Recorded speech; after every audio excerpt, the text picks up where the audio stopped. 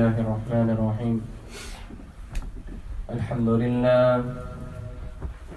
لله نحمده ونستعينه ونستغفره ونؤمن به ونتوكل عليه ونعوذ بالله من شرور أنفسنا ومن سيئات أعمالنا من يهد الله فلا مضل له ومن يضلل فلا هادي له ونشهد أن لا إله إلا الله ونشهد أن لا إله إلا الله ونشهد أن لا إله إلا الله ونشهد أن محمدا عبده ورسوله أما بعد فأعوذ بالله من الشيطان الرجيم بسم الله الرحمن الرحيم يا أيها الذين آمنوا أطيعوا الله وأطيعوا الرسول وأولي الأمر منكم وقال تعالى وإنك لعلى خلق عظيم صدق الله العظيم. السلام عليكم ورحمة الله وبركاته.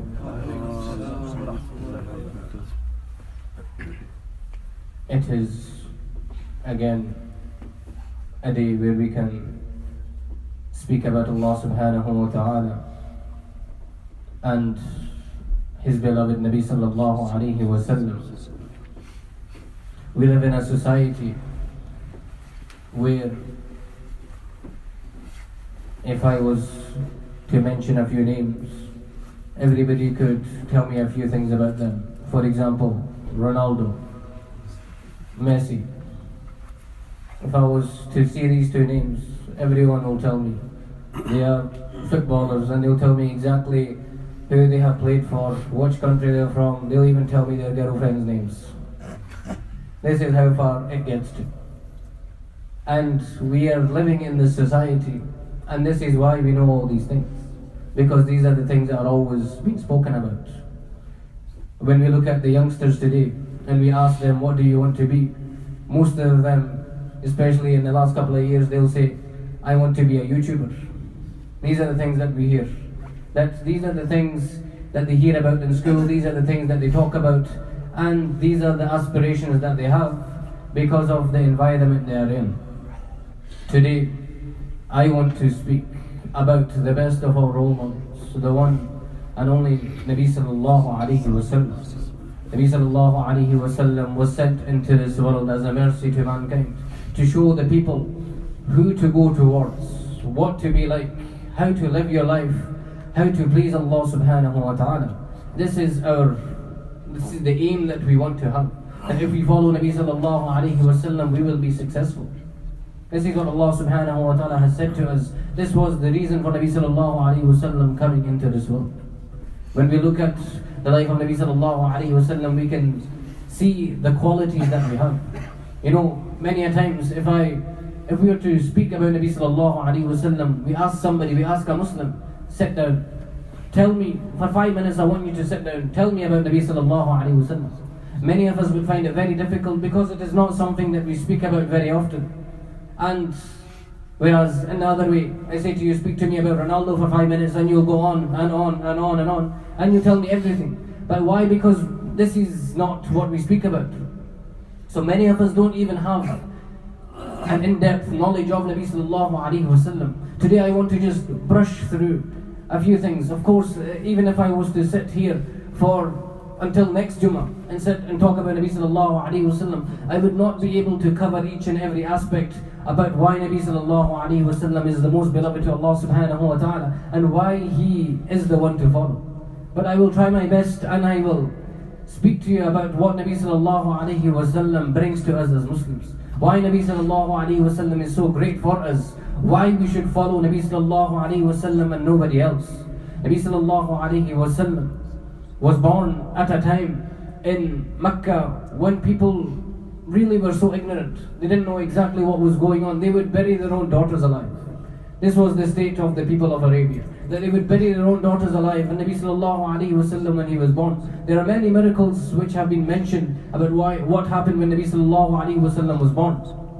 But I want to mention a few qualities that Nabi sallallahu alaihi wasallam had. Nabi sallallahu alaihi wasallam was very wise. Nabi sallallahu alaihi wasallam was intelligent. He would use his mind. He would think about things before making a decision. Nabi sallallahu alaihi wasallam would never be rash. One thing I want you all to try and do is every time I mention Nabi sallallahu alaihi wasallam's name, recite durood sallallahu alaihi wasallam. Very simple.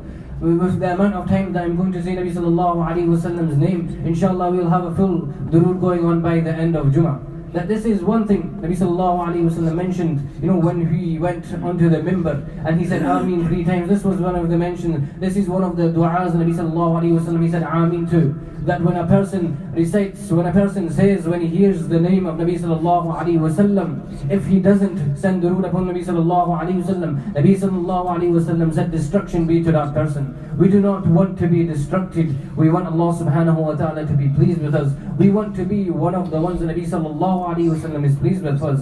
That's why whenever we hear the name of Nabi sallallahu alaihi wasallam, we have to say salallahu alaihi wasallam. Very simple, doesn't cost anything at all. Nabi sallallahu alaihi wasallam, he was the best of company. Nabi sallallahu alaihi wasallam, he was such a being that the Sahaba radiallahu anhum, they mentioned that when we were in the company of Nabi sallallahu alaihi wasallam, we would not want to be anywhere else. And when we were out of the company of Nabi sallallahu alaihi wasallam, we would feel something is missing from us. This was what it was like to be around Nabi sallallahu alaihi wasallam. Nabi sallallahu alaihi wasallam was brave. He was always the first one who was ready to go and fight. Nabi sallallahu alaihi wasallam, when it came to the battle of Uhud, Nabi sallallahu alaihi wasallam, he lost 2 of his blessed teeth. Nabi sallallahu alaihi wasallam would put himself out there first. Nabi sallallahu alaihi wasallam was very fair. That he was very just. Whenever people would come, they would quarrel, they would have any kind of problem, Nabi sallallahu alaihi wasallam, he would ask that this is right and this is right, okay, I will make the decision. He would never take somebody else just because of his status or because of where he comes from. He would make sure that he is making the right decision. Nabi sallallahu alaihi wasallam was noble in his dealings. Whenever anybody would come to deal with him, Nabi sallallahu alaihi wasallam would not steal. Nabi sallallahu alaihi wasallam would make sure that the person that is around, he is happy with what is going on. When he was selling something, he would make sure it is the best of quality. He would never sell somebody something which has some kind of problem with it. I know many of us, we have in our community, we have shopkeepers and we have people who have their own businesses. This is something to take care of. That when we are dealing with our customers, am I giving my customer the best of the thing that I have? This is a sunnah of Nabi sallallahu alaihi wasallam. A sunnah of Nabi sallallahu alaihi wasallam is not just sitting and reading the Quran and doing dhikr, but the way we deal with people. This is also from amongst the sunnahs of Nabi sallallahu alaihi wasallam. Nabi sallallahu alaihi wasallam was very patient. He would sit and he would think. When things would go wrong, he wouldn't make a decision straight away. He would think, am I doing the right thing? Am I doing the wrong thing? Allah subhanahu wa ta'ala mentions in the Quran, Inna Allaha ma'as sabirin, that verily Allah subhanahu wa ta'ala is with the ones who are patient. If a person is patient, he can sit, he can think about, am I making the right decision? This is one thing as well that Nabi sallallahu alayhi wasallam had. Nabi sallallahu alayhi wasallam, he was the epitome of modesty. Nabi sallallahu alayhi wasallam, he was so modest that, there are not even that many Sahaba radiallahu anhum who can describe the features of Nabi sallallahu alayhi wasallam. There's very few who can describe the features of Nabi sallallahu alayhi wasallam. One Sahabi radiallahu anhum, he mentions Nabi sallallahu alayhi wasallam, he was so beautiful. He was so beautiful that when I would try to look at him, his beauty would be so much that I just automatically, my eyesight, my gaze would come down again. I would try so hard to look at him, but it was just so difficult. Nabi sallallahu alayhi wasallam was that beautiful. Nabi sallallahu alayhi wasallam was merciful. We all know Allah subhanahu wa ta'ala is the most merciful, but Nabi sallallahu alayhi wasallam was the most merciful out of all of the humans. That whenever anybody would wrong Nabi sallallahu alayhi wasallam, he wouldn't go and seek out revenge. He wouldn't want to seek revenge. Nabi sallallahu alayhi wasallam, he was in control of his anger. He was able to control his anger. He would never ever get angry for any personal reasons. Today when somebody does something wrong to us, straight away, how can I get this person back? Never ever did Nabi sallallahu alayhi wasallam think that this person has wronged me, that's it, he's going to get it now. He would only get angry on one occasion, when the laws of Allah subhanahu wa ta'ala would be violated. Then Nabi sallallahu alayhi wasallam would get angry. The Sahaba radiallahu anhu mentioned that when Nabi sallallahu alayhi wasallam used to get angry, there was a vein on his forehead, it would pop out. He would get so angry, people would not want to deal with him. They would get so scared themselves. that this is the only time that we should get angry. Today it's the opposite. When somebody is speaking about our deen, when somebody is saying something wrong about Islam, we sit there and we listen and we listen. This is when we have to stick up for our deen. This is what we speak about, that this is my deen, this is my Nabi that you are talking about. Many years ago, and it happens sometimes, they try to make the cartoon of Nabi salallahu alayhi wasalam. This is when the Muslims stand up. This is when we have to show that I am a Muslim. This is not right. And this is what it means to be an ummati of Nabi sallallahu alayhi wasallam. Nabi sallallahu alayhi wasallam. When we look at the daily things that we do, for example, eating. When Nabi sallallahu alayhi wasallam would eat, Nabi sallallahu alayhi wasallam would sit with respect in front of the food. Nabi sallallahu alayhi wasallam would not relax and lay back. The way people sit. They'll lean against their sofa, they'll sit on their chair, and they say that, look, I'm the big man, the food is coming to me. Things like this. Nabi sallallahu alayhi wasallam had respect for the food. That this food is what Allah subhanahu wa ta'ala gives us in a way for us to gain energy. When we have this energy, then we are able to worship Allah subhanahu wa ta'ala. The food is a gift from Allah subhanahu wa ta'ala as well. When something was given to Nabi sallallahu alayhi wasallam, when he didn't like the food, he would leave it. He wouldn't say, oh, this food doesn't taste good, or this food, it smells like something. He would just leave it. When Nabi sallallahu alayhi wasallam wanted to eat something, he enjoyed eating it, he would eat it. Nabi sallallahu alayhi wasallam, subhanallah, Nabi sallallahu alayhi wasallam, he was such that, when he is the most beloved to Allah subhanahu wa ta'ala, but he would go for days without eating. He would go for days without eating, and it would get to so much so, his hunger would be so much that he would not be able to keep his back straight. This is the beloved of Allah subhanahu wa ta'ala. The one for Allah subhanahu wa ta'ala. He said, if you want everything in this dunya, I will give it to you. But he said, no, I will sacrifice everything. And in order to keep his back straight, he would keep a piece of stone here. He would put a stone just to keep his back straight. This was Nabi sallallahu alayhi wasallam, who gave up everything in this dunya. Why? Just for his ummah, for you and I. Nabi sallallahu alayhi wasallam said that for you, Nabi sallallahu alayhi wasallam would stand in the darkness of the night, and he would pray to Allah subhanahu wa ta'ala. What was the need for Nabi sallallahu alayhi wasallam to pray to Allah subhanahu wa ta'ala? He was already guaranteed Jannah. He wanted to be grateful to Allah subhanahu wa ta'ala for everything that he had been given. And after that, what did Nabi sallallahu alayhi wasallam do? He lifted his hands in dua to Allah subhanahu wa ta'ala. He would make dua for each and every one of us. That, Ya Allah, what is going to happen to my ummah? Ya Allah, please save my ummah. Even on the Day of Judgment, Nabi sallallahu alayhi wasallam will be saying to Allah subhanahu wa ta'ala, Ya Rabbi ummati, Ya Rabbi ummati. When the rest of the prophets will be saying, Ya Rabbi nafsi, Ya Rabbi nafsi. Ya Allah, myself, me. So this is what's happening in the dunya today. That I care about myself, am I okay? When was the last time we asked our neighbor? When was the last time we asked our brothers, how are you feeling? Are you okay? This was the quality of the Nabi sallallahu alayhi wasallam. We try to instill into each and every one of the Sahaba radiallahu anhum.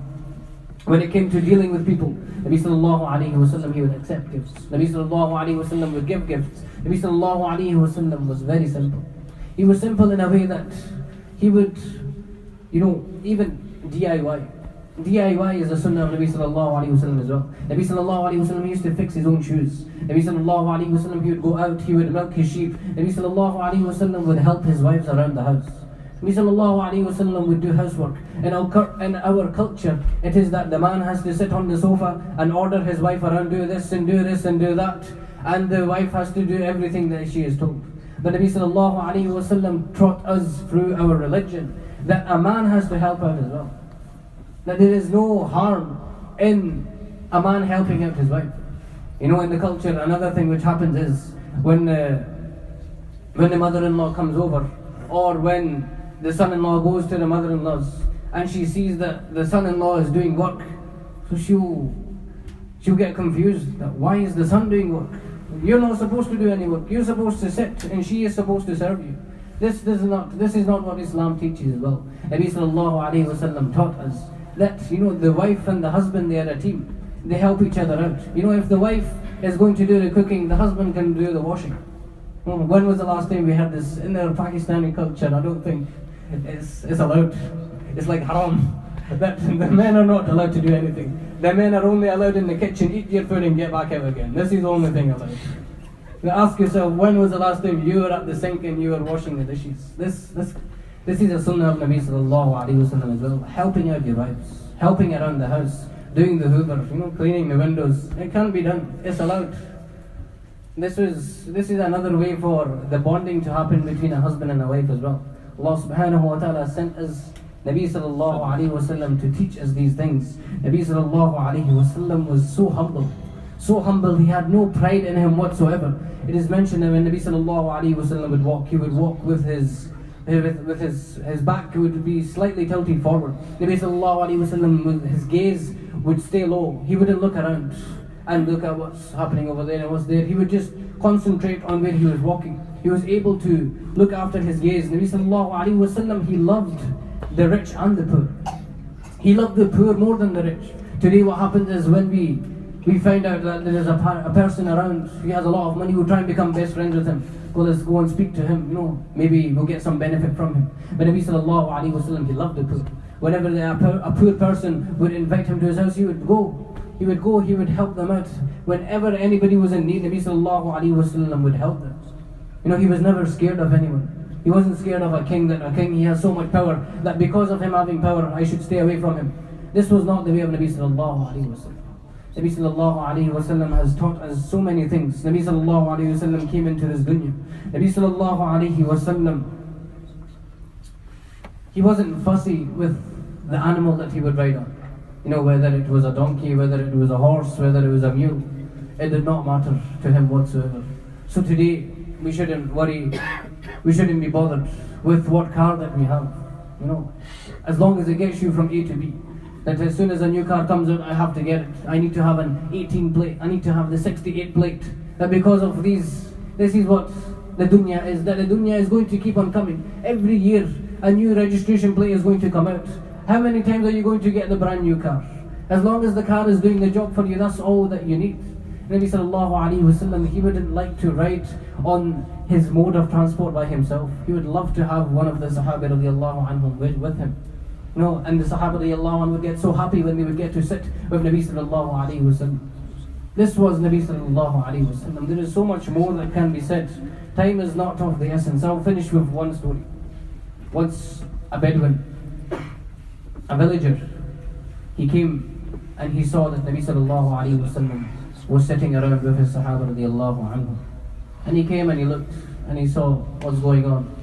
And he wasn't a Muslim. He's a villager and he thinks what's going on here. So he pushes his way all the way to the front. He looks at Nabi sallallahu alayhi wasallam and he says, I swear by Lat and Uzza. He said, I swear by Lat and Uzza to all the people that are in this world. Out of all of the creations, all of the people in the world, you are the one that I hate the most. He said this to Nabi sallallahu alayhi wasallam. He said, you are the one I hate the most. And if it wasn't for my people thinking that I was so quick, I would behead you right now. This hadith is mentioned by Hazrat Umar radiallahu anhu. Now Hazrat Umar radiallahu ta'ala anhu, he heard this. Straight away he gets up, Ya Rasulullah, give me permission please. Give me permission, let me take the head of this kafir off right now. Nabi sallallahu alayhi wasallam says, no. Have a seat, sit down. After that, Nabi sallallahu alayhi wasallam, he asks this villager, he asks him, why have you just said this to me? He said, why did you say this to me? Why have you said such a bad thing to me? Don't you know, why would you say such a thing? The person, again he says, one thing I forgot to mention, this person when he came, he had a lizard on his shoulder. He had a lizard on his shoulder. And the person, he says, I swear by Lat and Uzza, I will not believe in you. I will not believe in you until, even if this lizard of mine testifies that you are the Rasul of Allah, then maybe I'll think about it. So this person, Nabi sallallahu alayhi wasallam, he leaves the person, he turns to the lizard. He says to the lizard, O lizard, who am I? The lizard, he turns to Nabi sallallahu alayhi wasallam. And the lizard, can you imagine turning to a dog and asking a dog a question? Can you imagine turning to any kind of animal? What are you going to get back in return? Woof woof. But this lizard, Nabi sallallahu alayhi wasallam, he turned towards it and he asked, who am I? The lizard replied that you are the messenger of Allah salallahu alayhi wasallam.